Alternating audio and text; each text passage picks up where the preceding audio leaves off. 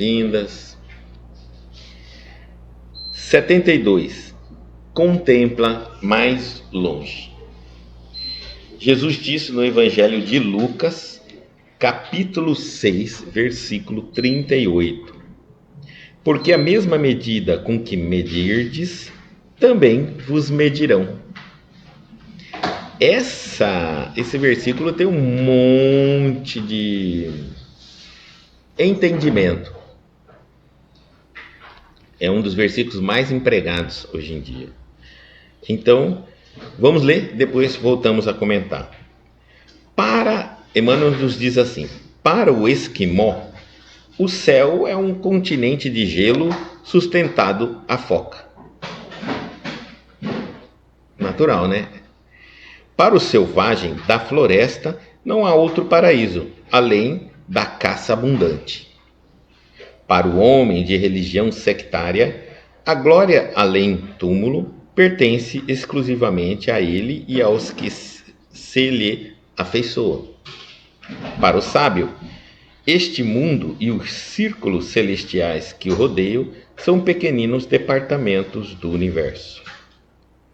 Transfere a observação para o teu campo de experiência diária e não ouvides que as situações externas serão retratadas em teu plano interior, segundo o material de reflexão que acolhes na consciência. Se perseverares na cólera, todas as forças em torno te parecerão iradas. Se preferes a tristeza, anotarás o desalento em cada trecho do caminho. Se duvidas de ti próprio, ninguém confia em teu esforço. Se te habituaste às perturbações e aos atritos, dificilmente saberás viver em paz contigo mesmo. Respirarás na zona superior ou inferior, torturada ou tranquila, em que colocas a própria mente, e dentro da organização na qual te comprazes, viverás com os gênios que invocas. Se te detens no repouso, poderás adquiri-lo em todos os tons e matizes, e se te fixares no trabalho, encontrarás 1000 recursos diferentes de servir.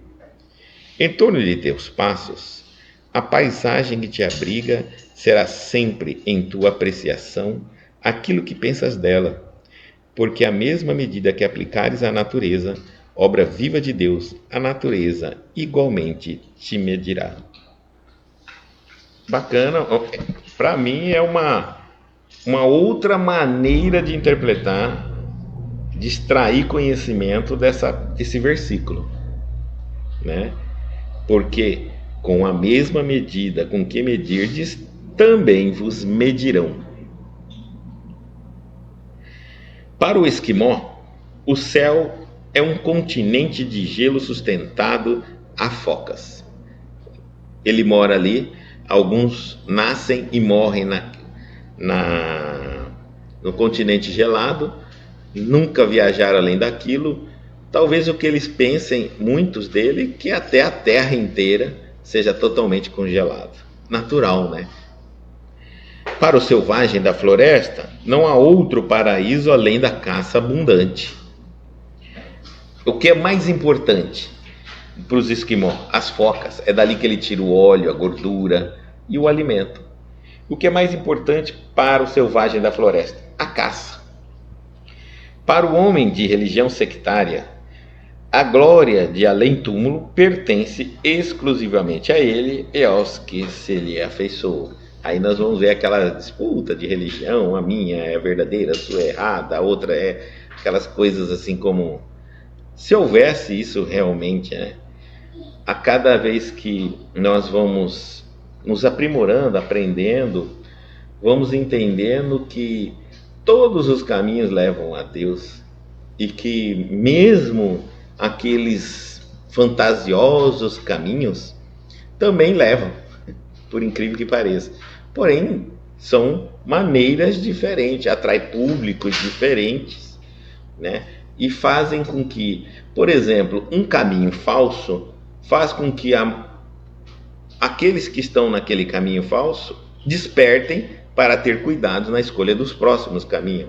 Então, é um degrau de experiência, é um degrau de aprendizado, é uma maneira de crescermos. Imagina que, vamos dizer assim, para Deus, nada falso, nada está errado, tudo é bem-vindo.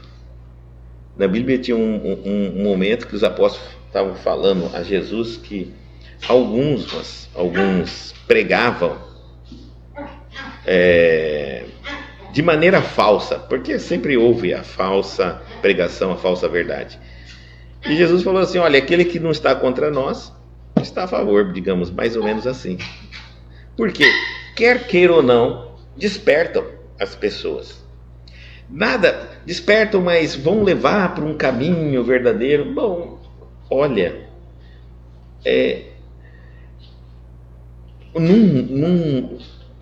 num universo infinito, onde seres imortais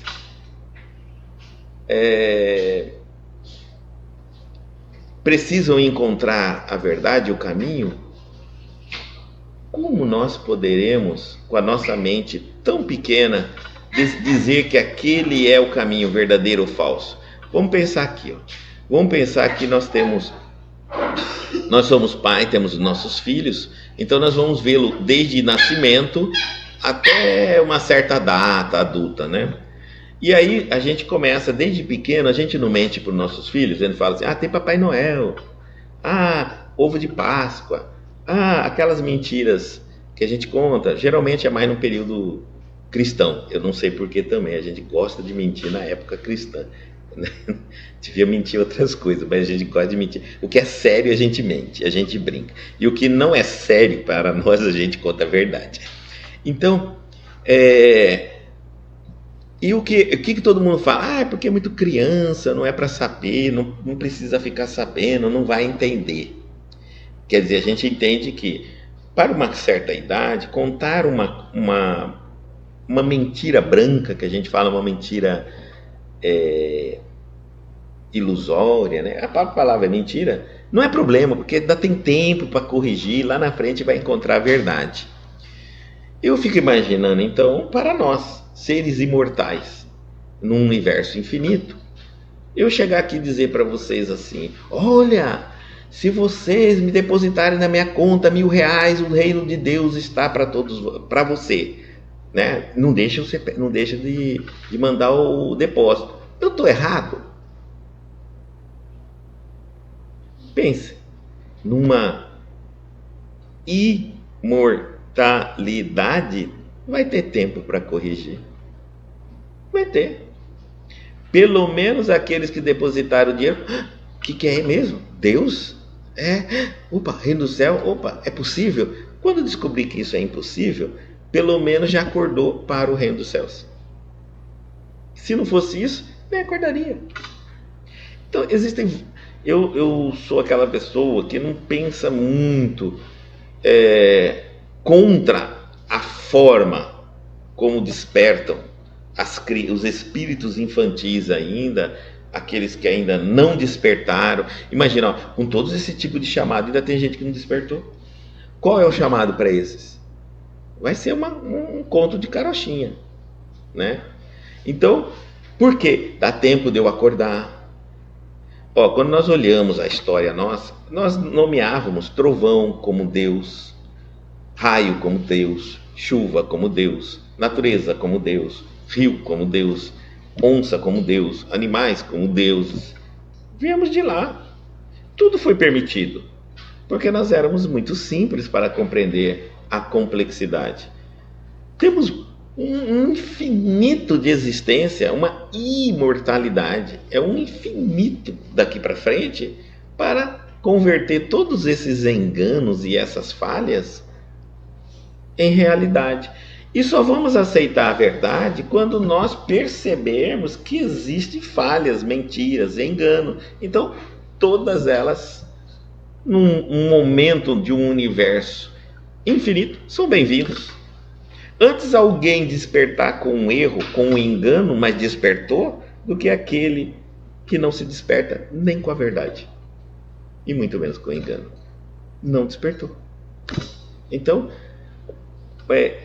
mesmo quando a gente vê algumas coisas estranhas, né, nas religiões, ele fala, olha, o importante é que se isso faz a pessoa parar para pensar em algo diferente da própria vida, do próprio egoísmo, do consumismo, do materialismo, tá bom, tá indo. Depois muda a rota, depois vem o choque de não encontrar aquilo que tanto esperava e reinicia novamente a própria busca. Outros defendem a ideia assim, mas isso aí vai gerar revolta, vai gerar isso.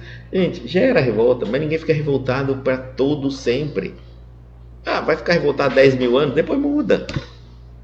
Tá certo? Imortal.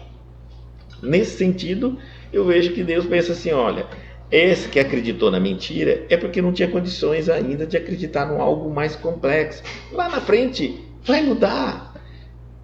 Vai perceber que não está tendo o retorno que imagina. Vai mudar. Né? E assim sucessivamente. Então, para o selvagem da floresta não há outro paraíso além da caça abundante. Ele está só conseguindo enxergar, né, aquilo que é em torno dele. Para o homem de religião sectária, está falando, a glória além do túmulo pertence exclusivamente a ele e aos que se lhe afeiçoam. Então, a minha religião é correta, a sua não é. É o mundo que ele consegue enxergar. Para o sábio, este mundo é um círculo. Celestiais que o rodeiam, este mundo e os círculos celestiais que o rodeiam são pequeninos departamentos do universo. Outras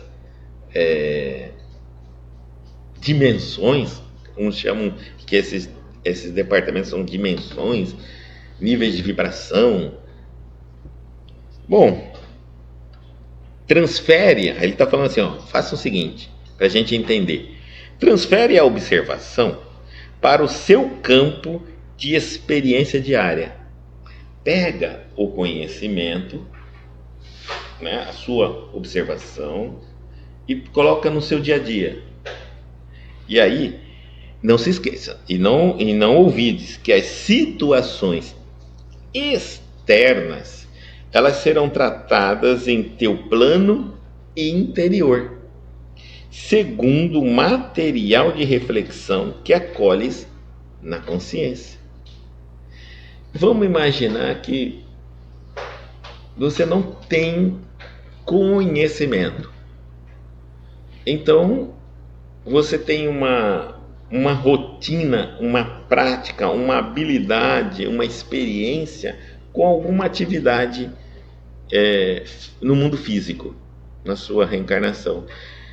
É natural que tudo que você vê a gente tenta encaixar no nível da nossa compreensão, da minha experiência, daquilo que eu alcanço da minha inteligência. Por isso que é muito complexo a gente pensar que uma determinada explicação alcançaria todos que ouvem da mesma maneira. Impossível. Muitas vezes, dependendo do assunto, o médico está ouvindo numa visão mais científica, tentando entender aquilo que ele está ouvindo, que é uma explicação espiritual. A religião dele ele vê de uma maneira mais científica. O religioso vê tudo mais religioso. O espiritualista vê tudo mais energias.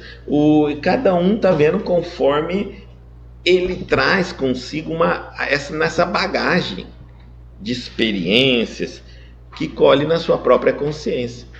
E é por isso que nós tivemos algumas reformas íntimas, acho que em outro livro lá atrás, onde o próprio Reinaldo falava para a gente abrir a cabeça mais, fazer exercícios mentais, para a gente conseguir enxergar a vida além desse mundinho que a gente vive, dentro da nossa rotininha, dentro das 24 horas, sabe? Então, ele sempre falava, e já é um exercício muito, muito difícil para nós. Conseguir enxergar além, permitir aceitar que existem coisas além, já não é tão simples. Primeiro porque ele fere diretamente o meu ego. Eu acredito que a minha maneira de viver é a melhor maneira que você tem para viver. Eu não vou admitir que eu escolhi a maneira errada, digamos, a maneira equivocada. Para mim é a melhor maneira. E que dali eu vou tentar melhorar. Então, se eu não aprendi, eu não preciso aprender. Outro já está pensando assim, eu aprendi, mas aprendi pouco, preciso aprender mais. E assim vai indo.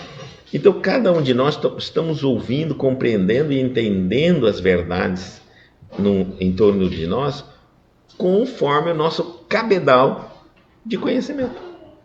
Não tem como mudar isso. Por isso a gente quer muitas vezes avançar alguém do nosso lado, para nós ler um livro espírita, a gente alcança muito conhecimento, o outro lê, desiste na metade, fala, que livro chato. O outro fala, não entendi nada. O outro entende superficialmente. E assim vai indo. E é aquela coisa, né? É importante respeitar o mundo de cada um.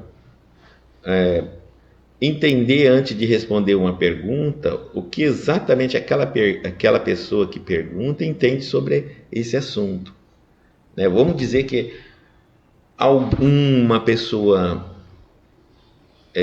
ateia, ela chega e pergunta assim, você acredita em Deus? Bom, se ela pergunta, se eu acredito, mas o que é Deus?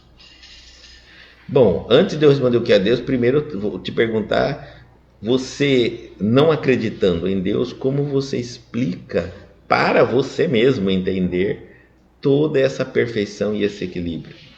Ela vai dar a resposta. Dentro da resposta dela, você pode dizer o que é. Se for uma resposta pequena, onde você vê que não adianta nem tentar passar, é melhor você dizer, por enquanto é isso também. Também, tá ótimo. Sem discussão, tá ótimo, é isso mesmo. Quer dizer, com o tempo você vai amadurecer e vai abrir mais. Quando chegar no nível, aí pode ser dito algo a mais. Mas até aqui é isso mesmo. E é isso que faz, esse pequeno entendimento que a gente pode enxergar, já é o suficiente para ela ter uma fé fervorosa, já é o suficiente para ela se movimentar na vida dela. Mesmo que dali a alguns dias, ela vai falar assim, mas aquilo que eu pensava está totalmente errado, enganado. Aí ela muda. Mas quanto ela já não cresceu, se esforçou e trabalhou, só com aquele entendimento que ela tinha. Se você tem um entendimento além da capacidade, vai entrar aqui, vai sair aqui, não funciona. Não funciona. É por isso que os espíritos não vêm no materialismo e dão explicações. Alcançará quanto da humanidade? 1%? Menos de 1%? Será algo que nós não vamos entender. Então, deixa para lá. Não vai acrescentar em nada. Para nós cabe agora o exercício de nós irmos trabalhando essa possibilidade. Vamos supor que eu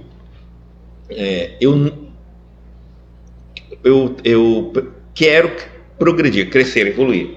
Então, eu tenho que ter na mente que tudo que eu sei não é estabilizado, não está estagnado. Eu tenho que aceitar evoluir. Para isso eu tenho que pensar na possibilidade que eu posso estar enganado em algumas coisas e que há algo mais ainda do que eu acredito ser como verdade, ainda é mais profundo. Eu preciso fazer isso sempre, senão eu estabilizo, eu congelo. Por exemplo, vamos supor que eu seja um espírita, leio livros do espírito, estudo o espiritismo, e na minha visão, eu acreditando que entendi, Kardec não falou nada de mundos, de seres extraterrestres, então eu fechei nisso, não acredito. Mas como um espírita, se eu não estiver em busca da verdade, eu tenho que sempre dizer assim, olha, não pode ser que eu não tenha visto isso na obra, mas que pode haver possibilidade? Pode, eu não posso fechar. Até que se conclua como verdade, ou alguém me prove, ainda fico na minha humilde visão. Mas se algo comprovar, se alguma coisa, se essa notícia chegar de uma maneira já comprovatória, estou aberto a recebê-la. Viver assim é sempre crescer.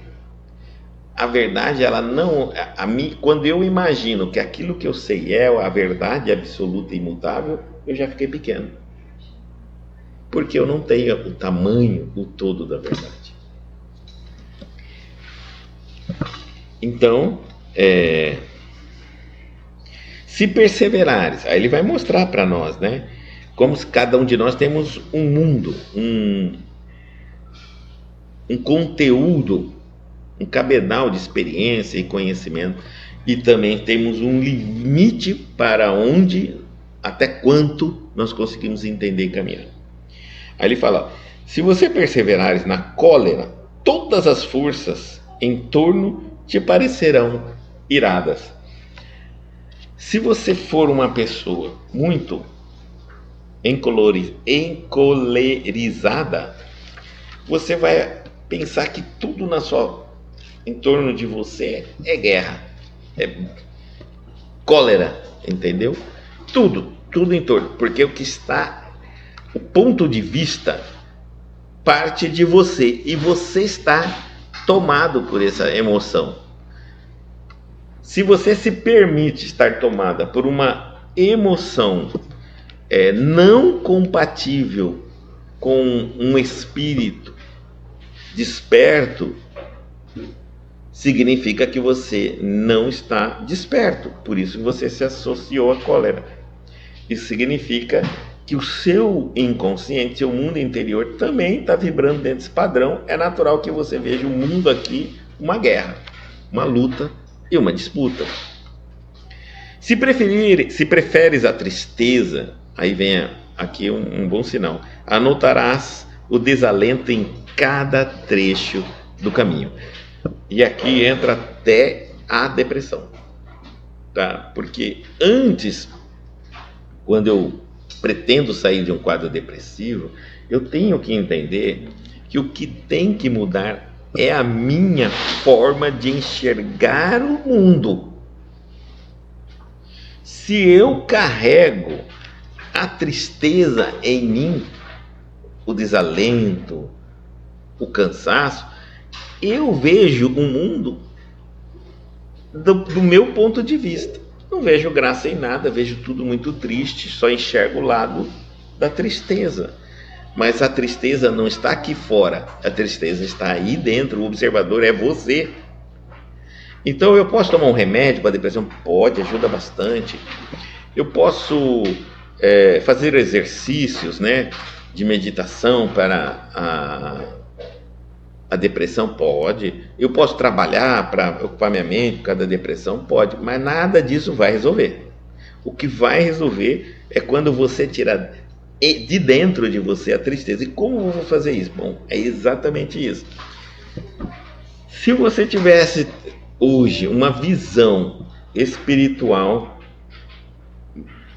um pouco melhor, você não se assessorava da tristeza. Você não ia permitir que a tristeza controlasse sua vida, dominasse você, estivesse com você durante todo um tempo. Porque o conhecimento iria te chamar para você fazer escolhas de outras emoções para caminhar com você. O conhecimento, a experiência, isso porque você vai buscar através dele um padrão de vibração mais elevado. Consegui entender? Consegui? Como eu não tenho esse conhecimento, eu não tenho essas experiências, eu estou num padrão, digamos assim, mais simples de vibração como espírito, eu posso aceitar o sentimento de tristeza como uma opção de viver. É uma opção de viver. Ansiedade, tristeza, nervosismo, irritabilidade, vale. Porque quando eu permito algum descontrole se estabelecer, uma coisa eu fico nervoso e depois eu tomo consciência, opa, não devo fazer isso, fiquei mal, não quero mais para mim, tomo todas umas providências para não ficar mais nervoso. Isso é uma coisa. Eu estou evoluindo, eu não sou perfeito. Outra coisa é quando eu me permito ser tomado, controlado, ser até reconhecido, como, por exemplo, no caso aqui nós estamos falando da tristeza, como uma pessoa triste. Ele é muito triste, ele é triste. É quando eu deixei aquela emoção seguir na minha personalidade comigo. Entendeu? Comigo. Aí eu já estou me assessorando da tristeza. Aí já não... Por que isso ocorre? Porque a minha visão, o meu conhecimento, a minha abertura de experiência permite eu aceitar a tristeza. É por isso que eu falo para a pessoa, quando ela está em depressão, que ela precisa também estudar, aprender, trabalhar, exercitando a expansão do entendimento dela de vida. Porque aí ela mesma vai dizer assim, não, eu não quero mais a tristeza comigo. Eu descobri que tem outras emoções. E uma outra emoção que eu posso escolher para o meu bem próprio é outra.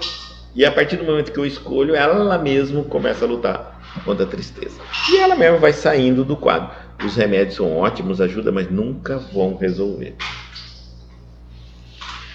Se duvidas de ti próprio, ninguém confia em teu esforço. Então você tem que acreditar em você. Mas acreditar em mim. Você uma hora está falando, Guto, que, por exemplo, mesmo que eu tenha um conhecimento, eu não posso fechar nesse conhecimento. Eu tenho que deixar aberto na certeza de que eu não sei tudo. E tem muita coisa que ainda falta eu descobrir. Então, como eu vou confiar em mim? Eu não vou ficar uma pessoa meio duvidosa daquilo que eu estou falando, já que eu tenho um pensamento de que possa haver coisas melhores, mais evoluídas? Não vai. Porque a ideia de que quando você acredita, está aberto a novos aprendizados, esses novos aprendizados, eles não vêm destruindo este aprendizado atual.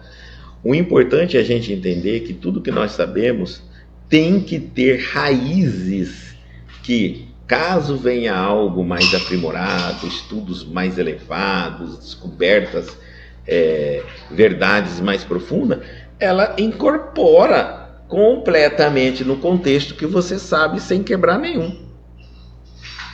Porque se quebrar, aí você estava enganado. Certo? Então você não está duvidando do que você sabe.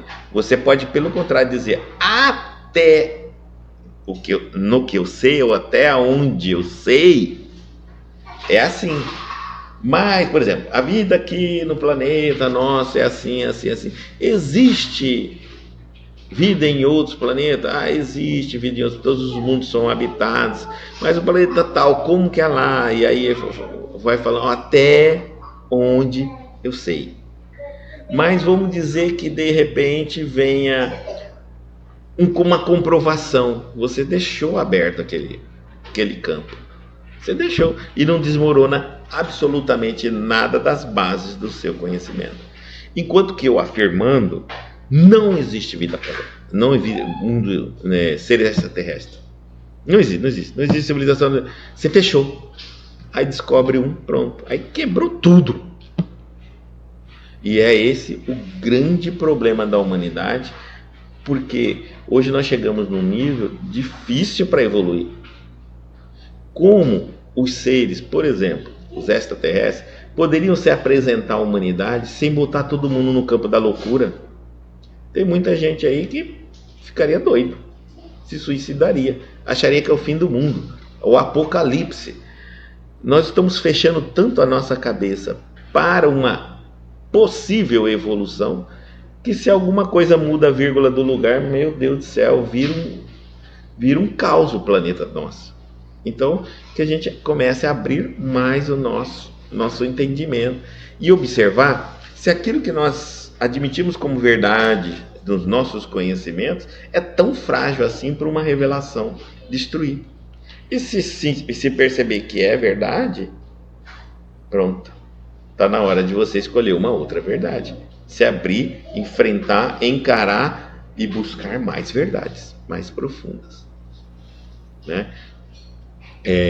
Eu me lembro uma discussão de um judeu, de um rabino judeus, com um católico, e ele dizia assim: Jesus é realmente o Filho do Espírito Santo? E o católico disse: sim, claro que é, com Maria. Então, ele não é da tribo de Judá. Aí, por que não é? Porque na nossa tradição, o filho, para ser da tribo de Judá, tem que ser filho. O pai é que passa essa geração, essa carga, né, de judeu para o filho. Se ele, então, o que você está falando de Jesus Cristo não tem sentido, ninguém conhece quem é esse homem. Ele é filho de quem? De quem ninguém conhece. E então, aquele homem começou a mudar ali. Poxa, é uma possibilidade. Será que a gente tem que pensar assim, é assim, e se não for assim, tudo está destruído? Toda a verdade foi em xeque? E aí você vê que ele vai ficando mais nervoso, mais agressivo com o judeu, o rabino, né? E ele vai falando: bom, essa é a tradição nossa judaica, né? Se não vier do pai, não passar genética, não é genética, de pai para filho, não de mãe para filho, de pai para filho. Mas Maria era, e aquela discussão toda. Não, nós não aceitamos. E pronto. Você vê, uma simples vírgula fora do lugar e pode quebrar toda uma teoria, toda uma enorme um enorme encadeamento de conhecimento. Então, vamos deixar aberto. Vamos pensar na possibilidade antes de quebrar uma teoria. Se for, é assim. Se não for, também será assim, assim, assim. Pronto. Se te habituaste às perturbações e aos atritos, dificilmente saberás viver em paz contigo mesmo. Olha só. Você vai perceber que as pessoas não estão brigando com você. Vamos perceber aqui, essa frase deixa sempre aquele ditado, né? O mundo não é contra você. Ninguém está te perseguindo como você imagina. Aliás, antes de você pensar que o mundo está contra você, eu vou te dar uma visão um pouco diferente. O mundo não está nem aí para você. Como assim? Não está. Ninguém está te perseguindo. Ninguém está querendo te fazer mal. Isso tudo, quando eu começo a ficar com essa psicose, armado, brigando e discutindo com todo mundo, é porque eu me habituei a estar perturbado. Então, eu não consigo ter paz comigo. Eu não tenho paz comigo, com os meus pensamentos. Eu, por exemplo, sozinho em casa, vou pensar assim. Penso em alguém, em um João. Mas o João fez isso, aquilo. E no final, eu estou bravo com todo mundo. E eu estou sozinho em casa e estou bravo com todo mundo. Fico nervoso. E aí, às vezes eu estou fazendo alguma coisa e já estou nervoso comigo mesmo, porque já lembrei todo mundo está bravo e já briguei com todo mundo, e aí eu continuo nervoso e vou dormir nervoso, e alguém pode chegar e falar: mas por que você está nervoso? Você nem saiu de casa. Só os pensamentos que me assaltam já me deixam nervoso. E aí a pergunta é: o mundo realmente é um lugar ruim? Não, é que você está habituado a viver dentro de atritos e perturbações. Então, tudo que você é observador, lembre disso, tudo que sai de você, toda observação que sai de você é conflitante. Respirarás na zona superior ou inferior. Está falando bem claro. Respirará na zona superior ou inferior, torturada ou tranquila, um ou outro, em que colocas a própria mente. A sua mente é que está te levando a isso. não é o mundo aqui fora. É você que, com sua mente, está enxergando o mundo aqui fora. E dentro da organização na qual te comprazes, viverás com gênios que invocas. Olha só, viverás com gênios que... Esse gênio não é pessoas geniosas. Gênios é espertos, espíritos conhecedores, né? O gênio da matemática, o gênio da química, também tem o gênio da maldade. Os gênios, tá? Gênio não é só positivo e nem só negativo. Depende da genialidade. Então, se você é uma pessoa que atrai a genialidade do mal, andarás com os gênios do mal. Se atrai os gênios do bem, andará com a genialidade do bem. Se te detens no repouso, poderás adquiri-lo em todos os tons e matrizes. Então, você pode adquirir, se é o que você busca, tranquilidade, paz, dormir, né? O tempo todo, descansar. Tem pessoas que passam uma vida querendo descansar. Vamos refletir nisso. Que tanto cansaço tem? Se essa vida não veio para ser vivida, ela veio para quê? Descansar. Nem nosso corpo aguenta tanto horas de sono. A gente começa a sentir dores. A gente tem que se levantar, né? Por que dormir tanto? Por que fugir tanto? Por que se esconder tanto, né? E uma vida, muitas vezes, no repouso, é uma vida de fantasia, porque passou dormindo, fugindo. Dorme mais do que o normal. E depois, quando acorda, vai buscar todas as ilusões da vida. Aí, quando o sonho chega um certo horário, até os lugares que vai, apaga a luz. É como se fosse assim, põe a criançada para dormir. Chega no horário, apagou a luz. Acabou o expediente. Não dá mais. Então eu volto para dormir. Parece uma criança o tempo todo. Eu acordo, vou nos lugares, enquanto os adultos estão deixando, está todo mundo trabalhando, né? Eu vou visitar os lugares, o mundo encantado, tudo bonito, tudo brilhoso, tudo lindo, aquelas músicas, tudo muito bonito. Aí apagou. Então está na hora de eu dormir. Eu nunca acordo para minha vida adulta, minha vida de responsabilidade. E aí ele está dizendo assim, ó, viverás. Agora, se detém no repouso, vai encontrar de todos os tons e matrizes. E se te fixares no trabalho, encontrará 1000 recursos diferentes de servir. Aí aqui, ó, trabalho não é emprego. Bem claro no espiritismo. Emprego é emprego, trabalho é trabalho. Então ele fala, se você se fixares no trabalho, não no emprego, encontrará 1000 recursos diferentes de servir. Porque quando você está trabalhando, você serve, não é servido. Você é útil, você é utilizado, você se emprega no processo. Quando você tem um emprego, nem sempre.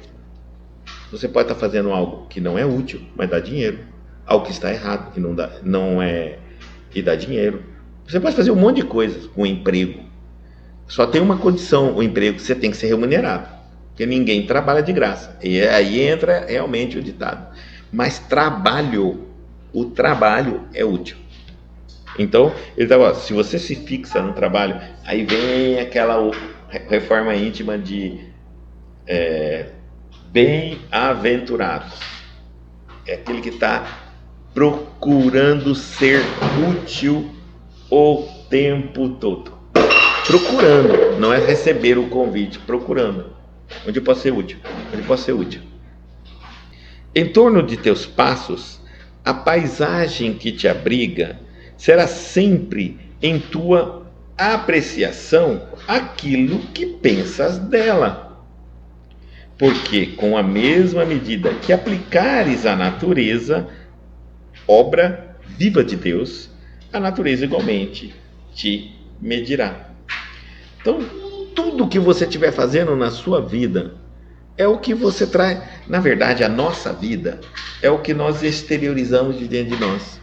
Nós temos um ditado mais ou menos assim. Quando você vê uma pessoa adulta se comportando como uma criança, você diz assim, essa pessoa é infantil, é uma criança.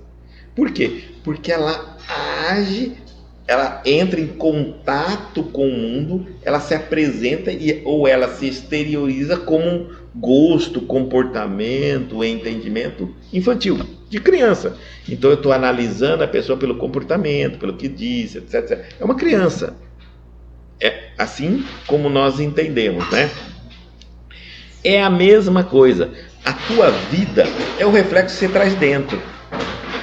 É o dentro de você. Eu quero saber quem é essa pessoa. Se é uma pessoa adulta, se é uma pessoa responsável, eu vou entender como é a vida dela. A vida dela. Quais são os gostos dela, né? E aí nós vamos entendendo. Essa pessoa é infantil, é responsável, é adulta, é dedicada, etc. Nós vamos sabendo do conteúdo dessa pessoa. É a mesma coisa. Então ele está dizendo claramente isso. Portanto, não reclama do mundo. Já vamos dizendo bem claro, tá?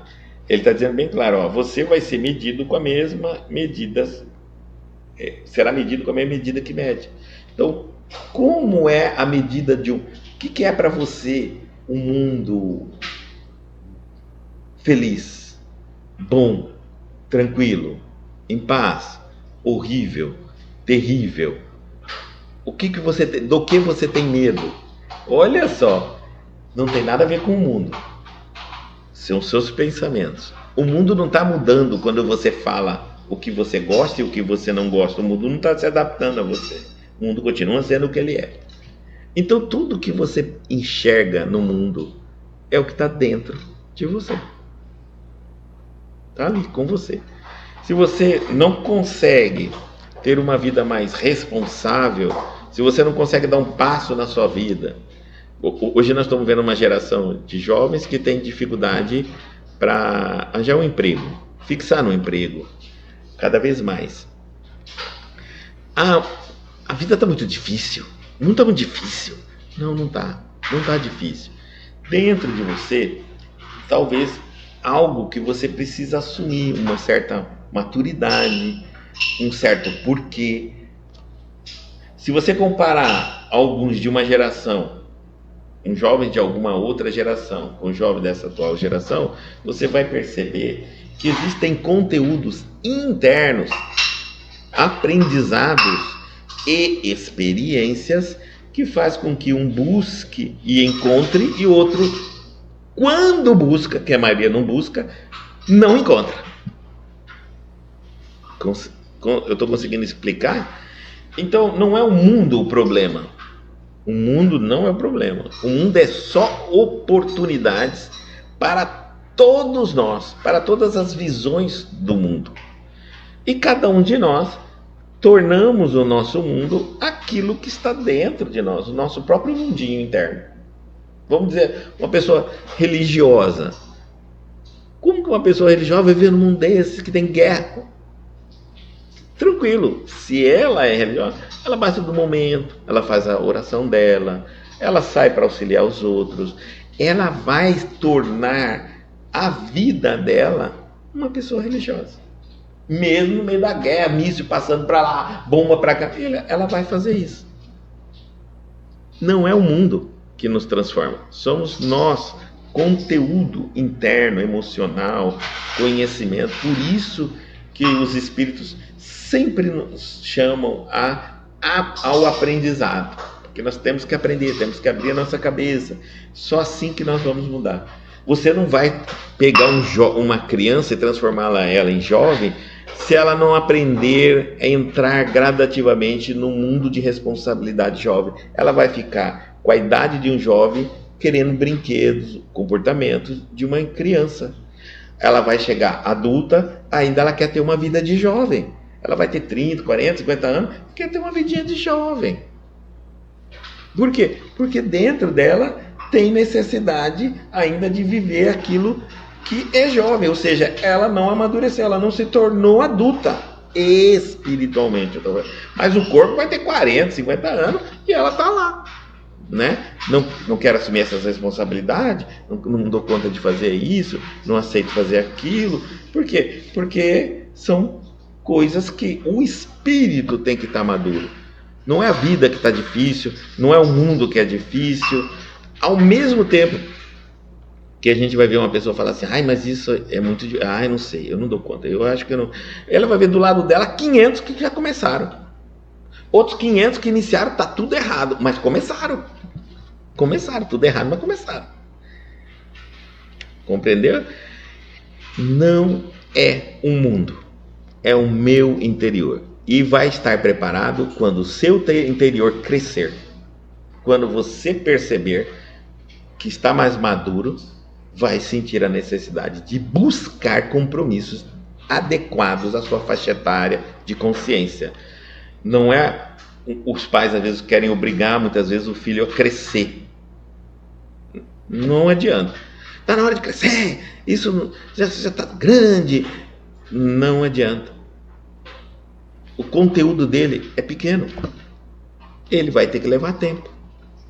Mais experiência. E quando ele adquirir experiência e adquirir amadurecimento, evolução espiritual, imediatamente, ninguém precisa dizer, ele mesmo vai dizer, eu não quero mais fazer isso, chega, cansei. Isso é para criança, isso é para jovem, eu quero ser um adulto. Eu quero ser um adulto. E assim vai.